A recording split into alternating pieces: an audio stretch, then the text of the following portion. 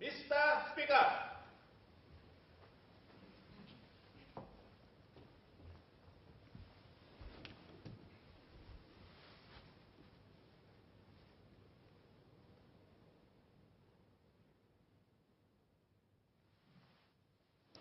Order.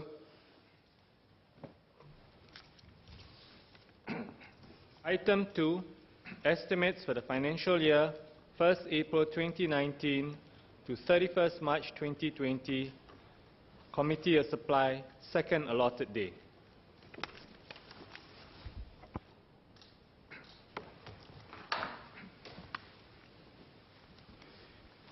Head N, Ministry of Foreign Affairs, Minister of State, Sam Tan. Thank you, Mr. Chairman. Sir, Minister Vivian outlined an increasingly complex global environment in which Singapore must operate. Senior Minister of State Maliki spoke on the state of Singapore-US bilateral relations, and I would like to elaborate now on our relationship with China. Mr. Chairman, please allow me to do so in Mandarin. 主席先生，明年我们将庆祝新中建交30周年，这是一个非常重要的里程碑。实际上，两国的关系源远流长，在建交之前，就已经有着非常频繁、深广的交流。众所周知，我们的开国总理李光耀先生和中国领导人邓小平先生曾经在1976年和1978年互访，为新中两国的交流与合作奠定了非常坚固的基础。刚才孙雪玲女士提到，新加坡第4代的领导人应如何与中国领导人建立密切的合作关系。他也同时问到，新中两国如何推动合作，使之更上一层楼。主席先生，传承永续是历代领导人交接的重要任务。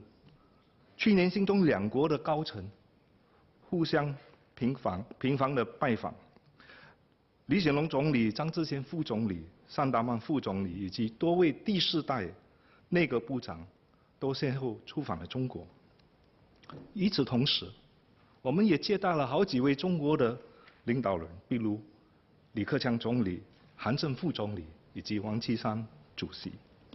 我自己本身去年7月也到访武汉和长沙，并与当地的领导人会晤，共同探讨在金融以及医疗、保健等服务行业的合作潜能。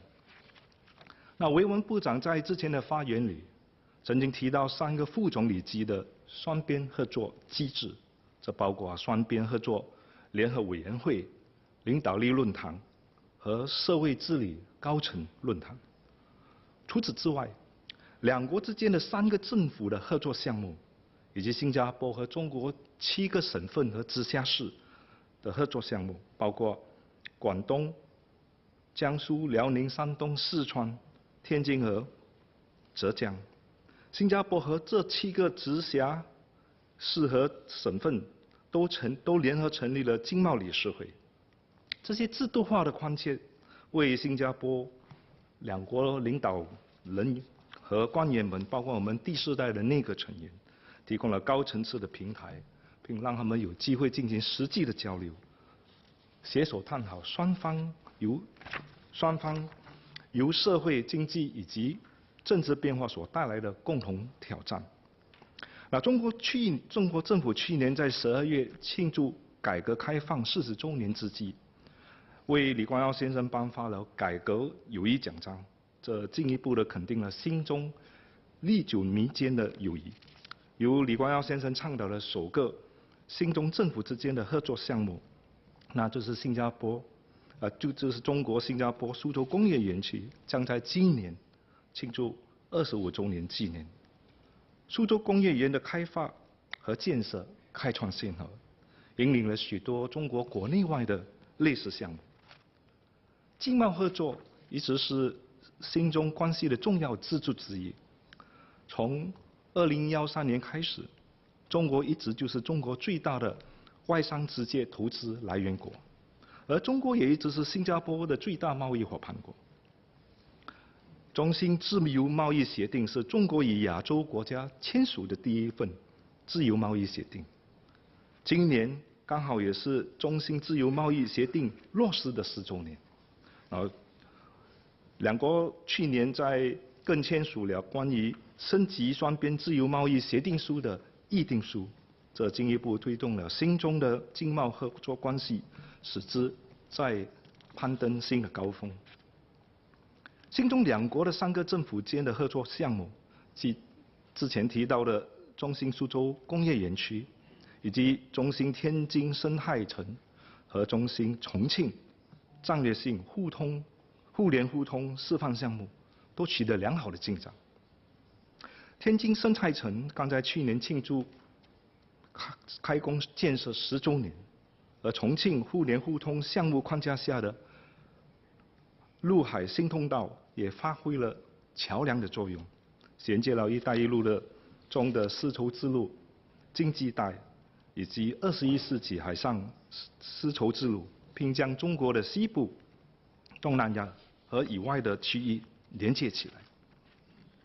主席先生，在我们回顾两国携手合作所取得的成就的时候，我们也必须要推陈出新。我们不能够墨守成规，说我们必须要继续创新求变，开发新的合作项目，从而取得互惠共赢的成果。有鉴于此，我们将会继续的紧密合作，推动于有益新加坡、本区域和中国的“一带一路”合作项目。这些项目着重改进基础设施和金融领域方面的互联互通、3方合作，以及包括法律和司法合作在内的专业服务。然后去年，中新广州知识城也被提升为国家级的双边合作项目。我们目前正在与上海就建立全面合作机制进行积极的准备。这将是双方建立起7个省份的经贸理事会之后开展的另外一个崭新的地方性的合作机制，这也为两国的紧密合作谱写了新的篇章。Mr. Chairman, now allow me to continue in English.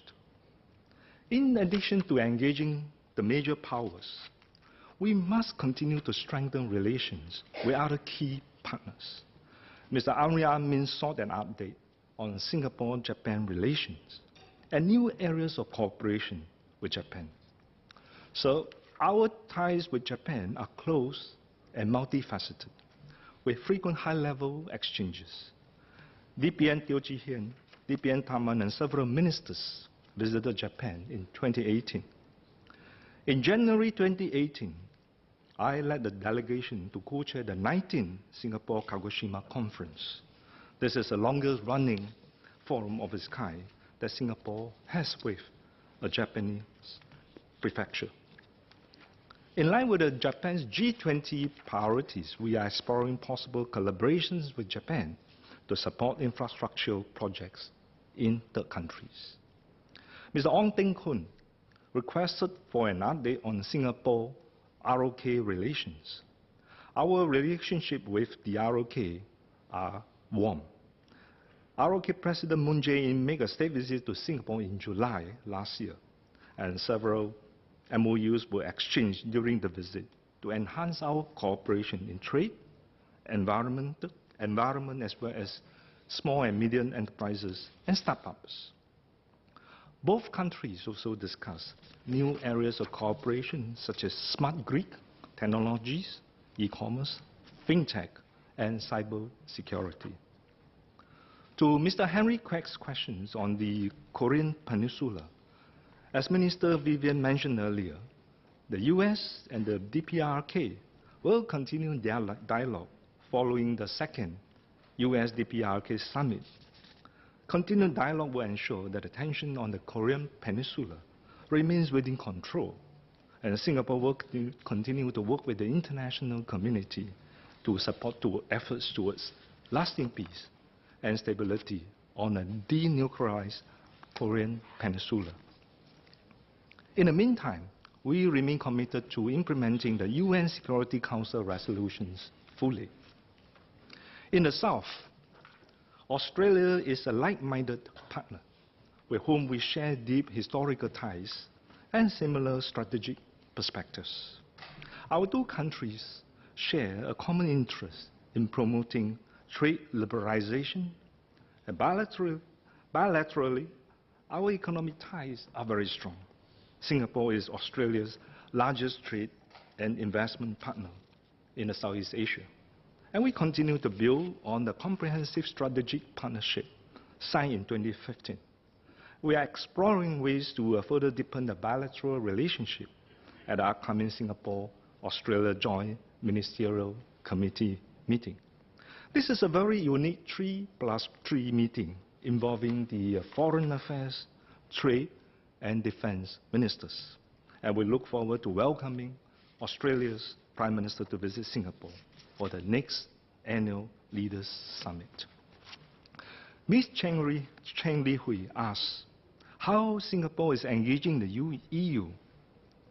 Singapore and the EU share good ties, and we mark a major milestone in the relationship with the signing of the EU-Singapore Free Trade Agreement, or EU-FTA, the EU-Singapore Investment Protection Agreement, or EU-SIPA, and the EU-Singapore Partnership and Cooperation Agreement, or EU-SPCA, in October last year, and the approval by the European Parliament just 2 weeks ago. Mr. Arosu asked what we can do beyond the EU-SFTA to further relations with the key EU members. Complementing the EU-Singapore Free Trade Agreement, the EU-Singapore Investment Protection Agreement will enhance investment and business opportunities, while the EU-Singapore Partnership Cooperation Program will promote cooperation in areas such as education and science and technology.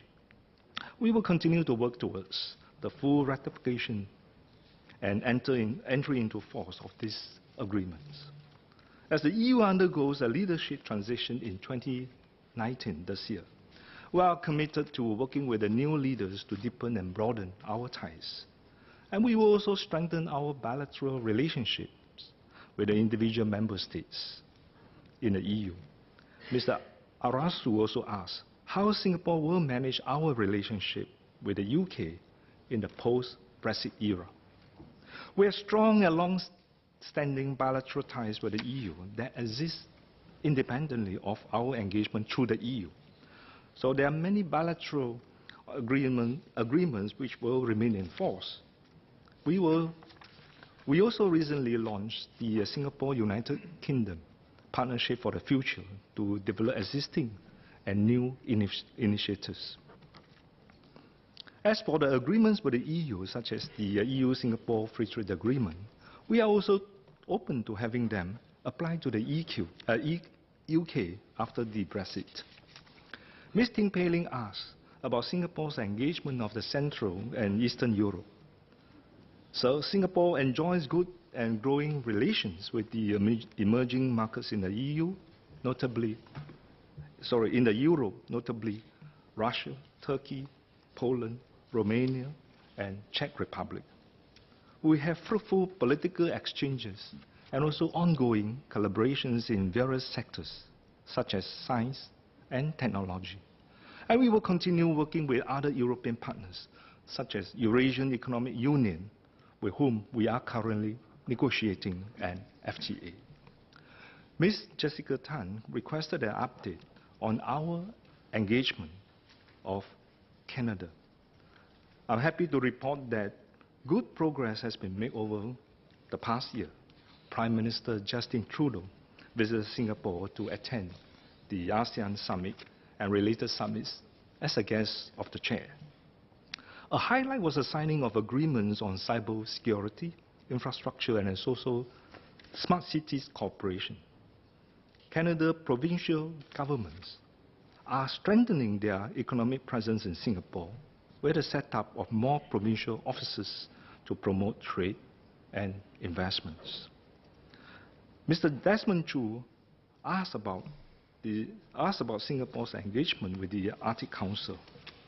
Since becoming the Arctic Council observer in 2013, we have had the opportunity to engage Arctic experts and policymakers who can provide us with deeper insights into the possible consequences that a warming Arctic and the opening of the new sea routes that could have for Singapore. Where we have relevant expertise and experience, we have contributed to the work of the Arctic Council and its work groups and task forces in areas of mutual concern such as sustainable development and environmental conservation. In particular, our institutes of higher learning have initiated joint collaborations with researchers from the Arctic and Southeast Asia to share best practices and exchange ideas on common challenges, such as energy access in remote communities. We have also worked with several diplomatic missions in Singapore from the Arctic member states to organize events to raise awareness of Arctic issues in Singapore, especially among the young people. When I attended the 13th Arctic Frontiers Conference in Norway in January this year, I spoke about Singapore's Smart Nation strategies at the discussion panel on smart and resilient Arctic societies. I'm happy also to report that Singapore's contributions in this field has been well recognized and received. Going forward, we hope to involve and familiarize more companies with the growing opportunities in the High North. In conclusion, Mr. Chairman, Singapore's survival depends on our effective cultivation of a wide network of partners and friends. Our external engagement on both bilateral and multilateral levels has grown dramatically over the last few years. This monumental task requires a whole of government effort. MFA will continue to fly the Singapore flag high and strengthen relations with countries and regions around the world to secure Singapore's interests and also for Singapore's continued development. Thank you.